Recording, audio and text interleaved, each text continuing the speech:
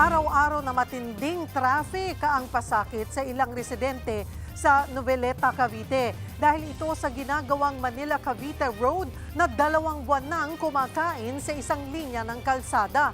Nasa frontline ng balitang yan, Simon Gualvez. Nakatiwangwang na mga hukay at baku-bakong daan. Sa ganitong estado, nadat na ni Public Works Secretary Vince Dizon sa isang inspeksyon ang bahagi ng Manila-Cavite Road sa Noveleta.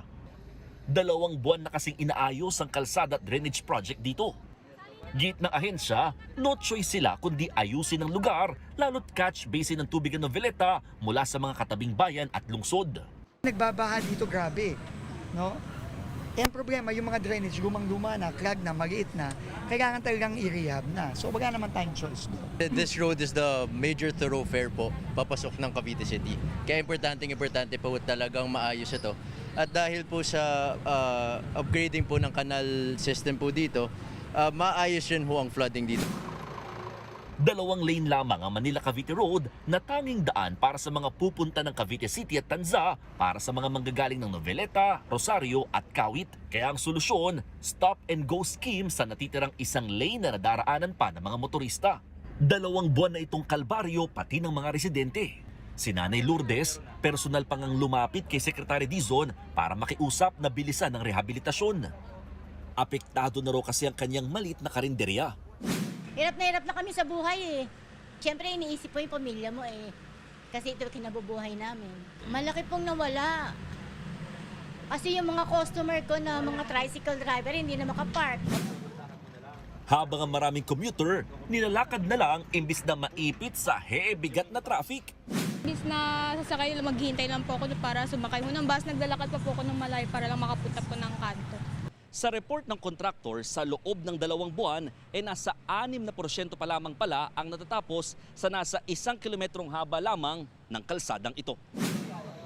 Sabi ng DPWH, Hulyo pa dapat nung nakaraang taon ito sinimulan.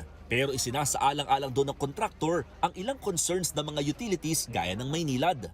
Sa inilabas na pahayag naman ng Maynilad, nakikipagtulungan daw sila sa Noveleta LGU, DPWH at contractor nito para mas mapabilis ang drainage works. Sabi pa ng DPWH, mababawasan daw sana ang matinding traffic kung nagagamit lamang ang Manila-Cavite Bypass Road o Novelex na sinimulan pang gawin noong 2020.